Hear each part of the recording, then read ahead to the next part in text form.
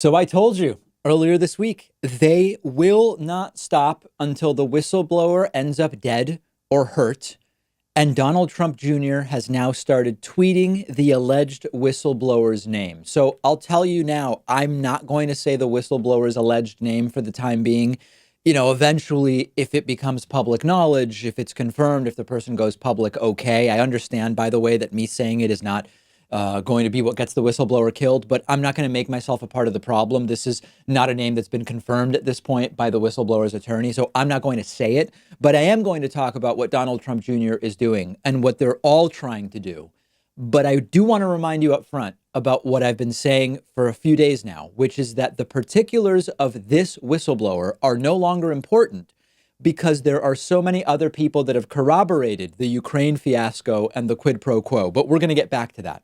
So over the weekend, Republican Senator Rand Paul went to a Trump rally in Lexington, Kentucky, and he called for the media to print the whistleblower's name. There's a name that's been floated around now for a couple of weeks. Privacy advocate Rand Paul asking the media to violate the protections afforded to whistleblowers by our system of law. Doesn't make sense, but it does when you understand that Rand Paul is a total tool of whoever he believes can put him into a position of higher power and privilege. Donald Trump has been referencing the whistleblower as a spy, as a traitor, and now in comes Donald Trump Jr. tweeting the name of the alleged whistleblower, and so is Breitbart, by the way. Don Jr. actually tweeting the Breitbart article in which the whistleblower's alleged name is publicized. So as far as the legal case against Trump, I believe it's abundantly clear that now that they are publishing the whistleblower's alleged name, this is the beginning of the obstruction of justice. This is the beginning of the witness tampering on this particular scandal, on the Ukraine scandal.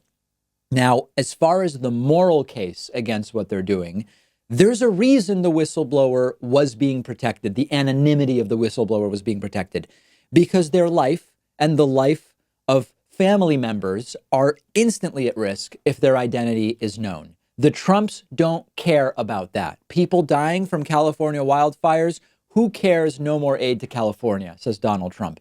The whistleblower and their family could be at risk of being outed, could be at risk from being outed, rather. Who cares? We're going to out them anyway. Don Jr.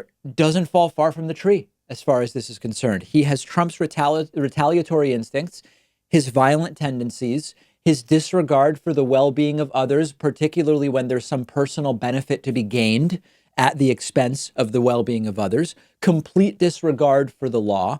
And as far as the law is concerned, there are legal experts who are saying, if this were anyone other than the family of the president of the United States, they would have been arrested for doing what Donald Trump did and what Breitbart did, what Donald Trump Jr. did and what Breitbart did. Now, let's get back to the key thing. The Trumpists and the Republicans have lost the argument on substance on the Ukraine fiasco, right? There is no more way to argue that there was not a quid pro quo because it's been corroborated. There is no way to argue that Donald Trump wasn't personally involved, both in the quid pro quo, but also in the trying to cover up the quid pro quo with a truncated transcript and asking William Barr to go out, as I told you earlier in the program, and announce that Trump broke no laws. There's no way to defend the substance anymore. So what they're doing is they're focusing on the whistleblower. They're doing character assassination. They're impugning the motives of the alleged whistleblower, all of the things that they are known for. Because remember, Ambassador to the EU, Gordon Sondland, now says there was a quid pro quo. Ukraine expert Lieutenant Colonel Alexander Vindman exposed the same, and that they were deliberately removing references to Joe Biden from the truncated transcript of the July 25 phone call between Trump and Ukrainian President Zelensky.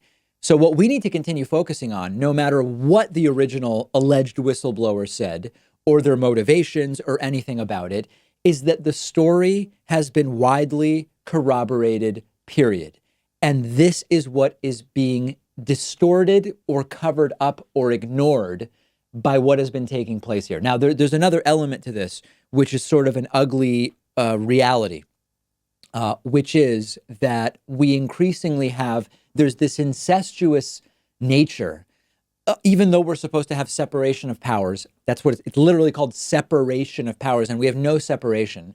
We increasingly have our systems of checks and balances either controlled by or subjugated by that which they are supposed to be keeping accountable, in this case, the president of the United States. I mean, just look across it all. I forget the number, but there's some rapidly growing number of high judges, important appellate judges and federal judges that have been selected by Donald Trump. Now, if you believe that judges are simply applying the law to the facts and making impartial decisions, then you wouldn't worry about this. We know that's not the case, though. We have a Supreme Court increasingly controlled by Donald Trump, and we have lower judges, lower than the Supreme Court, still federal and appellate courts, controlled by people selected by Donald Trump. We have a Republican Party that, even if deep down they know that what we have in the White House is an atrocity and an abomination, they put their finger to the wind and they do what's politically expedient, and they want power and they want to be in the good graces of the president of the United States. It's appealing, it's attractive, it's exciting. So they are certainly not going to hold Donald Trump accountable unless the public turns on Trump.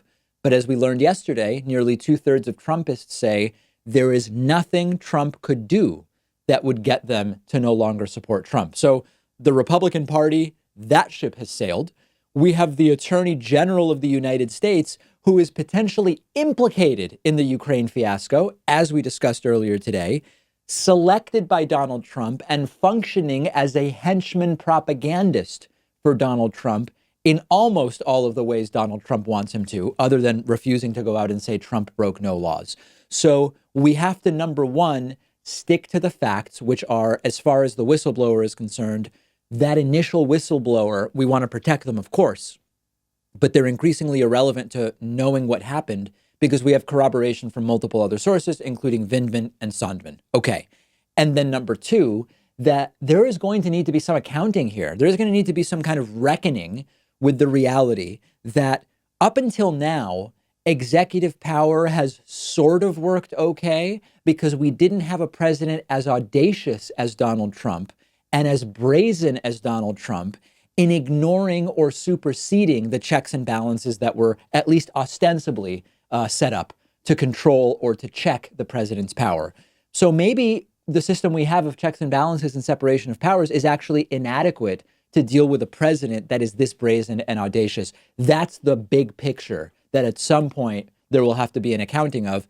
I say we remove Trump first by voting him out in November of 2020 and then deal with that.